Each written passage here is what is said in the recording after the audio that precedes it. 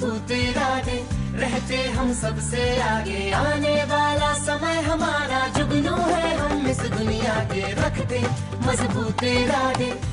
Anaemia की रोकथाम के लिए अपने 6 से 59 महीने के बच्चे को हफ्ते में 2 बार आयरन सिरप की खुराक पिलाएं। सभी आशा, ENM और स्वास्थ्य केंद्रों पर निशुल्क उपलब्ध। अनीमिया मुक्त हरियाणा राष्ट्रीय स्वास्थ्य मिशन, स्वास्थ्य विभाग हरियाणा द्वारा जनहित में जारी। अरे वाह, पुराना सोना कितना शुद्ध होता था ना दादी। सोना आज भी शुद्ध है, उस पर अगर हॉलमार्क अंकित है। आप भी ध्यान रखें, सोना हमेशा BIS प्रमाणित ज्वेलर से ही लें। बिल अवश्य लें और जांच लें कि बिल पर अंकित और आभूषण पर अंकित शुद्धता समान है। अधिक जानकारी के लिए लॉग ऑन करें BIS.gov.in पर। नमस्कार, आकाशवाणी चंडीगढ़ से प्रादेशिक समाचारों के साथ मैं रत्तिका।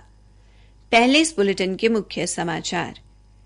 प्रधानमंत्री नरेंद्र मोदी ने कहा कि सरकार आधुनिक बुनियादी ढांचा तैयार करने के लिए प्रौद्योगिकी में भारी निवेश कर रही है।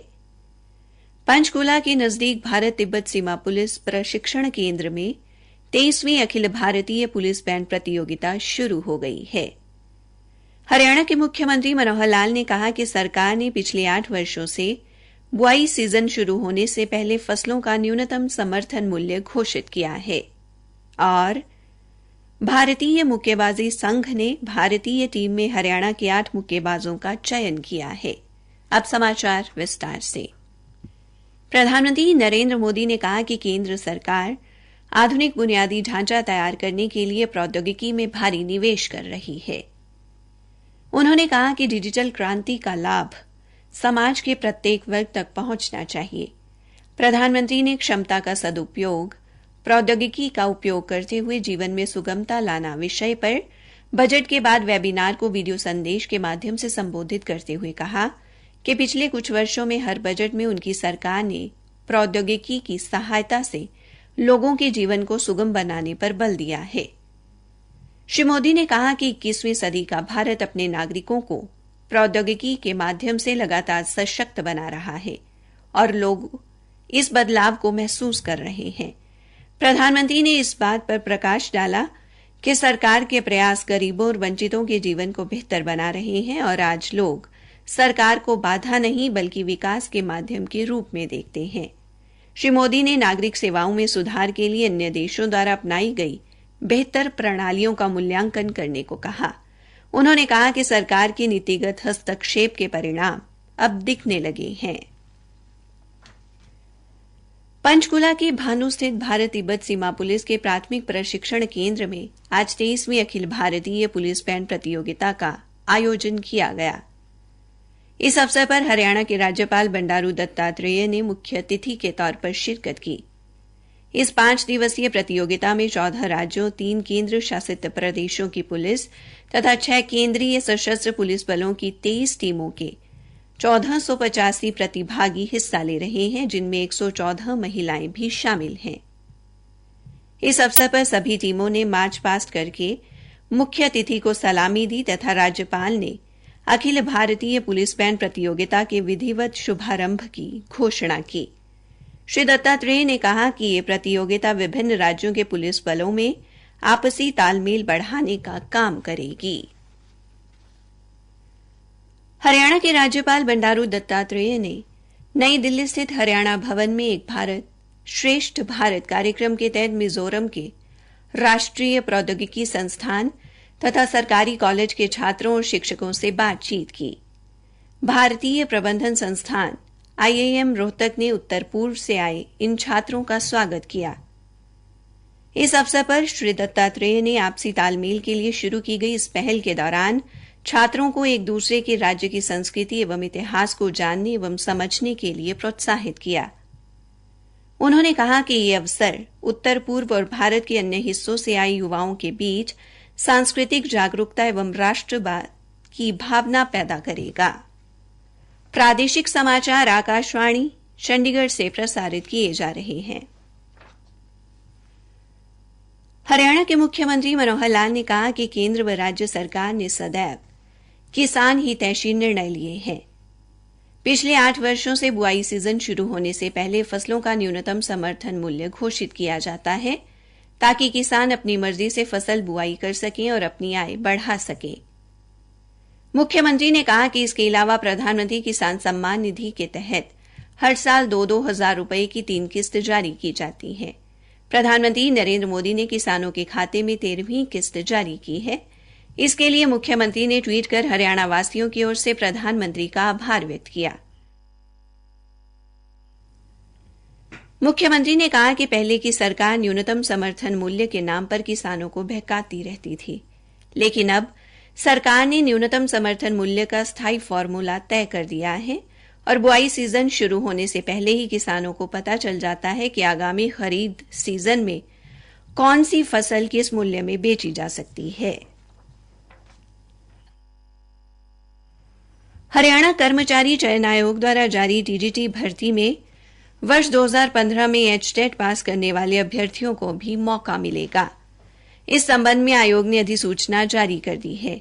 आयोग के प्रवक्ता ने बताया कि वे व्यक्ति जिनके पास फरवरी 2022 के विज्ञापन के अनुरूप आवेदन करने की अंतिम तिथि गत वर्ष 26 अक्टूबर को वैध एचटेट एसटेट प्रमाण पत्र थे, वे अब टीजीटी भर्ती के लिए इस वर्ष फरवरी माह में आए विज्ञापन के तहत विभिन्न श्रेणियों में आवेदन कर सकते हैं। इन उम्मीदवारों के पास वैध एचटेट या एसटेट प्रमाण पत्र होना अनिवार्य है। नई दिल्ली के इंदिरा गांधी इंडोर खेल परिसर में होने वाली आईबा महिला विश्व मुक्केबाजी चैंपियनशिप की 12 सदस्यीय टीम में भिवानी की 5 मुक्केबाजों ने अपनी जगह बना ली है। भारतीय मुक्केबाजी संघ ने भारतीय टीम की घोषणा की है, जिसमें हरियाणा के 8 मुक्केबाजों का चयन हुआ है, जिनमें से 5 मुक्केबाज अकेले भिवानी से हैं। फरीदाबाद की मुक्केबाज अनुपमा ने बुल्गारिया में 74वें स्ट्रेंजा एलीट अंतर्राष्ट्रीय मुक्केबाजी टूर्नामेंट में भारत का प्रतिनिधित्व करते हुए रजत पदक हासिल किया।